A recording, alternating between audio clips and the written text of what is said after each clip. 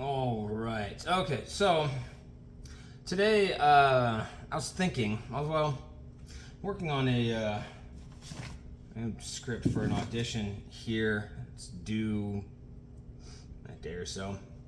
And I took a pause, and I'm looking through Reddit's. Go through the different, acting, screenwriting, filmmaking, whatever, posts and threads.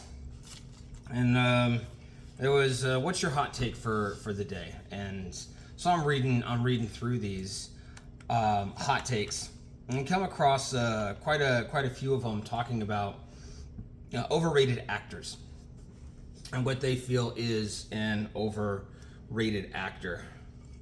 This is a mess. What they feel is an overrated actor, and everybody is entitled to their opinion. Everybody has their opinions, and that's fine. There's nothing wrong with that. I'll get this that way. No, the other way. Alrighty.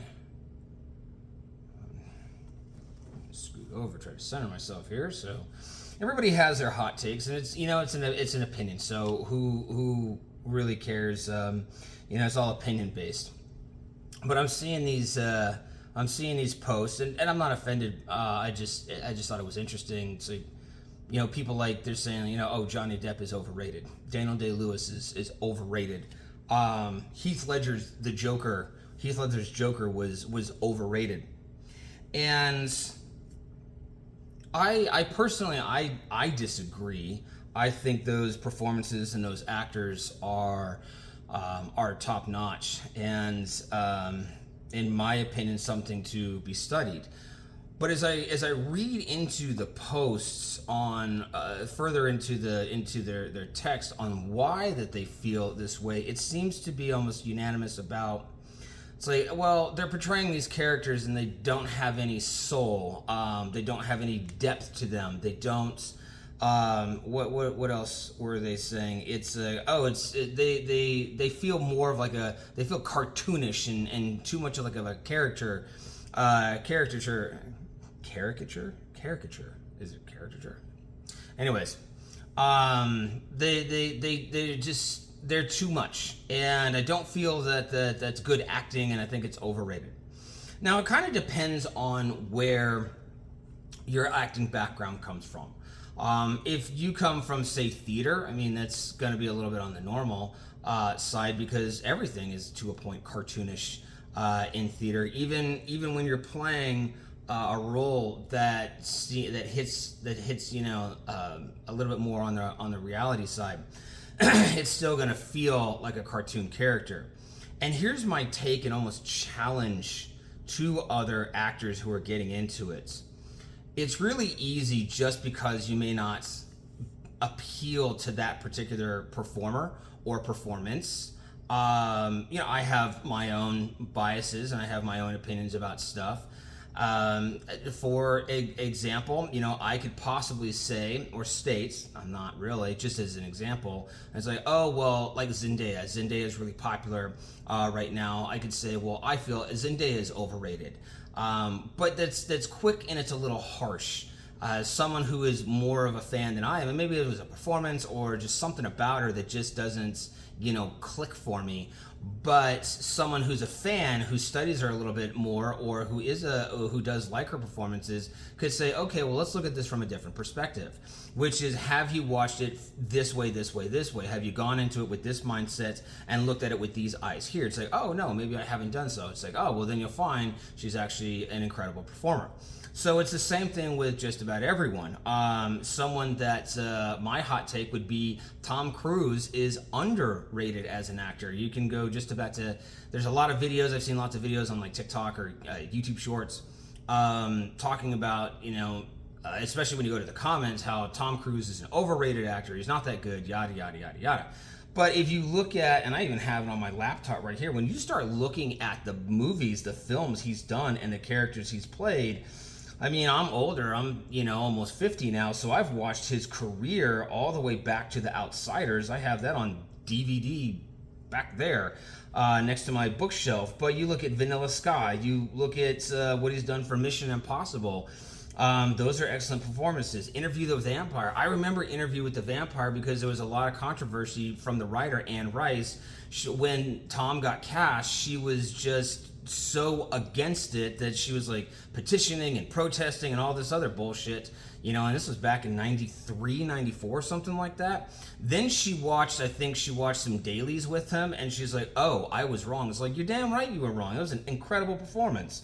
So you have that, Eyes Wide Shut. And it's like, you don't work with Stanley Kubrick if you're a hack. So, and I can get passionate about this. I am a Tom Cruise fan. I like a lot of his movies. Days of Thunder is one of my favorites. I am a huge Top Gun fan. I loved Top Gun Maverick. I think that was an outstanding performance by his, and there's other ones. So anyways, it's really easy just to call someone a hack, or just, and by the way, you're not going to be in the industry for 30 freaking years if you're a hack. Come on, bro. You have to be marketable. You have to have a brand. You have to have talent. You have to have some type of skill to make it that long, to have the wherewithal to make it in the industry, or else you could be, like a flash in a pan. It's like, okay, poof, you did a couple of movies and they were popular and they were awesome, and then all of a sudden it's like, hey, where did so-and-so go? It's like, well, they really weren't that good and talented and nobody gave a shit. So I challenge you as an actor, as a studier of the craft of acting, is to look at it as best you can unbiased and try to figure out, if you're that performer, what you're doing to prepare for that role, to create that character. It's, again, I'm seeing people who are kind of shitting on Daniel Day-Lewis. And it's fine. You're allowed to. I don't honestly care. I like Daniel Day-Lewis. I like his movies. None of his movies are like my favorite movies. They don't even break my top 10. But that's because I have a particular movie that I like and I'm looking for. So, but when you're looking at it, you got to realize, and this is also kind of another, I guess, hot take. When people are saying that, well, their performances are maybe too over the top, they're too cartoonish, they're too this, they're too this, they're too this. That's acting to a point. And you're going to have your own philosophies of, oh, no, that's not acting, and acting's supposed to be this. Why do you think that acting's supposed to be this? Because your fucking high school teacher told you that? Who gives a shit about them? And I say that nicely, but I also say that because I'm not a nice guy sometimes, and I don't give a shit. And I think sometimes coaches and teachers get way too picky about the technique. And I take myself for like martial arts. We go back to like traditional martial arts. When you start getting into like jiu-jitsu and Thai boxing and boxing, the mindset for most of the coaches is very open and very accepting, because it's all about growth and new technique and new ways to do things. But in the classic arts like karate and kung fu from like Japan, Korea, China, such like that, they're so staunch on, no, it's this way and this way only because my instructor said so and his instructor said so. When the reality is I'm sitting here thinking, it's like, but who gives a shit about what either of you two fucks say? And I say that in the aggressive side because I don't care. It's like, what, some guy 300 years ago said, that fucker's dead. Who cares what they have to say about anything today? It's like, they lived in a country not mine, in a time not mine, and they were a certain person. It's like, I'm nearly 6 feet tall, I'm 260 pounds, I'm pretty muscular, and you're talking about some guy who was 5'6", lived in a different time, in a different place, and had different struggles and different challenges than what I have. His art doesn't apply to me anymore. So I have taken the basis of what he gave us, and I appreciate it, and I have modified it to work for me today. It's the same thing in acting. You can go to these famous, Juilliard or something like that, and you can learn the Miser technique, and you learn this technique and that technique, and that's fine. If that helps you, there's nothing wrong with it. They're just tools to make you better, but they're not tools to get stuck on. And I think that might be where some of the mindset's coming from is, and again, I go back to the martial arts a lot, and the reason being is because art forms are art forms are art forms all across the board. Those of you guys who are musicians, those of you guys who are singers, you learn the basics. You learn the rules to how to play this instrument, or how to, use your voice, or how to act, or how to do this. You learn these basics and this foundation. But once you learn the basics of the rules, you are free to break those rules. And that is what we're seeing in guys like, again, Johnny Depp and Daniel Day-Lewis and, you know, the late Heath Ledger. We started seeing them break the rules, and it's a good thing. Are the characters turning cartoonish? I mean, it's your perspective, and that's fine. But they're supposed to be, in my opinion. What I'm starting to see in the industry, what I'm starting to see in filmmaking and acting is to a point, and it's interesting too, because my oldest son is 23, and he went to college for acting, and I believe he's now an equity actor. I'd have to ask him. But he was going to school to become an equity actor. I don't remember if he did. I know it's like, well, you don't talk to your son? I talk to him actually quite regularly, but we're usually having conversations like this. So anyways, he's 23 years old, so he's part of the younger generation. He's a Gen Z, and he grew up on different influences and TV shows and cartoons and movies than what I did. But when we get together, and we don't agree on a lot of movies neither. He can watch something and be like, man, you got to see this. This is so amazing. And I look at him like, that is fucking boring. But then he can do the exact same thing as watch something that I'm watching and be like, that is so trashy, and the graphics and the practicals and everything are so outdated. It's like, yeah, but that's what we had back then, so, or that's what filmmakers had back then, so yeah, you do the best you can. And you look at it now, and it's like, that really was cheesy and corny, and like the 80s, all the one-liners and the tough guy talking, bullshit like that. But even he is noticing that, and he made the comment the other day, because we did a video chat for a couple hours, and we were talking about it. He says, you know, I'm having a harder time to find good quality movies or shows and good acting. Part of it is also going to be, once you start going down that road of learning the craft of filmmaking, screenwriting, acting, singing, dancing, whatever, you're going to start seeing a lot of flaws, and you're going to see things that are not that good, because you're going to become an expert into it. I got 26 years so far in the martial arts. I hold 4 black belts. I'm working on a 5th black belt. I fought professionally in MMA. I fought professionally in Muay Thai. On a local level, wasn't that good, but hey, I still did it. And so when I watch a movie, I can look at a movie and be like, wow, that's total horseshit. I could do that, or I could just enjoy the movie and the storytelling for what it's worth, and that's it, and then walk away and be like, that was entertaining. So it's the same thing, and I'm like, I do this. I'll do this like spider web thing, but eventually it gets to a point. When we're looking at actors and they're saying, oh, well, their characters are too cartoonish.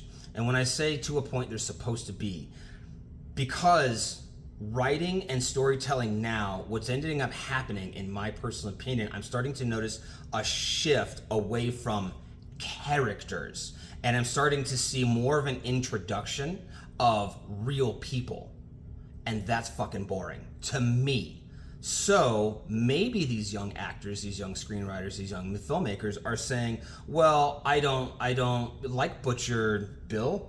I don't like Butcher Bill. I don't, what's the other one? There Will Be Blood. I forget the character's name. I didn't, and that's what one of them said. I didn't like the character after I watched it a second time because it was too cartoonish. And that was, again, said throughout some of the other ones, like Captain Jack Sparrow and shit like that. So if you were to take, you know, There Will Be Blood, and if that was, say, a real person, that real person would be fucking boring. And it's a 2.5 hour movie. It's like, all right, so now we're going to start cutting movies down to 90 minutes because it's just dragging out and there's no development and it's kind of boring, and who gives a crap about this person's daily life? If it is not exaggerated, dramatized, then why the fuck are you watching it? And I don't say that like, why are you watching it, but why are we watching it? Remember, we're watching these shows and we're watching these films because we want to be entertained. It's escapism.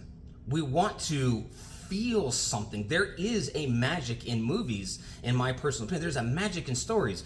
Maybe you're not a movie guy or girl or other. Maybe you're a book person and you really like books. I have a hard time with stories. All the books that I have, and that's only a small portion of them, none of them are fictional books. Not a single one of my books. I have, I don't know, 300-400 books, and even more on audio, and even more in a closet. They are not fictional books. I do not have storybooks. I take that back. I do have Superman All-Star, and I do have a couple of Dr. Seuss books that are mine, not my kids, and those are the only storybooks that I actually have. Everything is a business book. Everything is an athletic book, is a bodybuilding book, is a fitness book, is a marketing, branding. Everything is, how do I build my body? How do I build myself? How do I build my business? Everything is, it's a nonfiction book. I don't have storybooks. I watch movies for stories, and even when I'm listening to these books, like one of these whole sections is biographies and autobiographies, because I learned through the storytelling. So one of my favorite ones, obviously growing up, grew up on Arnold Schwarzenegger. So when he had an autobiography, I read that, and I was fascinated by his whole life, on how he grew up in Graz, Austria, and how he moved to America and got into bodybuilding and then acting and then politics. I'll be honest, I started to lose it, and everything was cool up until, the whole wife and the maid thing, and then I was like, Arnie, you lost me, bro. But anyways, I learned through the storytelling of other people on how I can do something better. Anyways, going back, when you're looking at performances, the characters are supposed to be characters, in my opinion. That's what makes them interesting.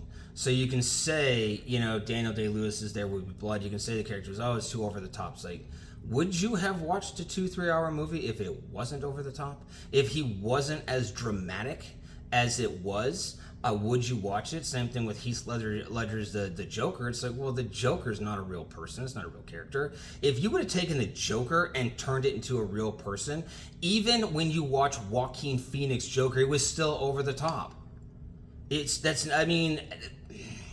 did such an amazing job bringing some humanistic qualities to it, but it's still over the top character. It's like he still has these issues, and he still deals with them in a dramatic way, especially when he decides to kill the three guys on the subway, and then he goes on a talk show. That's not happening. And then he decides to kill the talk show host on live TV. That's not happening. It's like, yes, there was the one woman back in like the late 70s, early 80s. She did the thing to herself, blah, blah, blah. But that's not a real person. It's still a character. You're not painting your face like a clown and showing up on a talk show and executing the talk show host. They're supposed to be exaggerated and dramatic. That's what makes them so much fun. And if you haven't studied any theater, if you haven't watched any theater, then maybe that's one of the reasons why you don't understand this. Because when you watch theater, going back to the acting classes that I was taking in college, and you have typically 2 performances a semester, one of those performances was 1984. And helping out, I volunteered because I didn't want to work backstage because I wanted to watch the show. So I volunteered as an usher. So this way you open the doors, you close the doors, and then you basically sit in the back and you watch the show. And I did that intentionally so I could watch the show. And yeah, they're over-exaggerated. It's a nice dystopian story. Could it happen? Yeah, it probably could happen. But, the way that it was performed by the actors on stage, it was still a little bit over the top. And that's partly what makes it interesting. So my whole point is, before we really get into being negative on other people's performance, which I'll be honest, you got to figure, in the industry that we're trying to get into, or if you're already there, negativity is really, really easy. We're negative on ourselves. We're really critical on ourselves. Again, I'm working on the script on an audition, so I can hopefully knock that out either tonight or tomorrow morning. And it's easy to not be happy with it and satisfied with it. Going through acting classes, watching some of those kids just beat themselves up over their performance, and everybody is looking, it's like, that was fucking amazing, we love that. It's like, no, you don't understand. It's like, you're right, we don't understand. Why are you beating yourself up? Who told you sucked? Who told you you were a piece of shit? You're not. You're amazing. And you're trying to get into an industry that is fucking difficult. And then on top of that, once you get there, there's going to be enough vultures circling you to make your life a living hell. It's like, try not to let that happen. You gotta love yourself, and you gotta be positive to yourself. That's one of the reasons I mentioned it in another video. So I'll probably end up going back and doing acting 2 again, because I do it at a community college. I don't want to do it at a university because I don't want to pay university prices. But I'll do it at a community college, and I'll pay community college prices, and I'll do acting 2 again. So I can meet some new people. And I love the acting coach because I genuinely believe he loves the craft and he loves all of his students, and I genuinely believe he wants all of his students to be happy and successful in their careers and go off and do something amazing. So yeah, he is really big on positivity. So when we would do some type of scene in class or whatnot, and we do a critique on each other, and I challenge you to do the same thing for yourself when you're watching a playback of maybe one of your auditions or something like that. The first thing you have to do is you have to find something positive in your performance. Find something good. What did you do good? That's the first thing you start off with. And then not find something negative, not find something you did bad. Find something to make an improvement on. So, what did you do good? I read this monologue. I did it on camera for this audition, or just because I'm practicing. What did you do good in that performance? And what's one thing that you can do better next time? That's it. And never use the word but. You portrayed the character really well. I believe that you were that character, but you just negated every positive thing you just said. Do not say but. Don't say it. You portrayed that character. I felt that you were really that character. I got caught up in the emotion that you were portraying in that character. That's a positive thing. Period. End. Moving on. What could you have done better? I felt the blocking actually looked a little stiff. That's it. So, again, no but.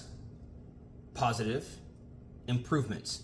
That's it. That's how you're going to grow and not beat yourself up. Don't beat yourself up. There's going to be enough people who are going to shit on you, especially if you do, which I hope all of you do. I hope I do too. Make it big and make it famous. There's going to be plenty of people who are not going to understand you, honestly, to them. And you do you. And that's all you need to do. So anyways, that's kind of my little rants for today as far as acting. And, I hope that motivates you, and I hope, you're getting out there and you're doing performances. Read scripts. You need to read scripts. Whether you want to be theater, whether you want to be film, you need to be reading scripts. You don't have to learn how to write a script, but you need to learn how to read a script, and you should be practicing those characters, and you should be building characters, okay? Write your own stories if you want to. Write a 60-second story and then play that character. I got mirrors along here. You can't see them because of the camera. But you sit there, and I sit there in the bathroom. This one, I read it, memorized both sides of it, and I sit in the bathroom and I basically talk to myself, and that's how I'm doing that. So anyways, until next time.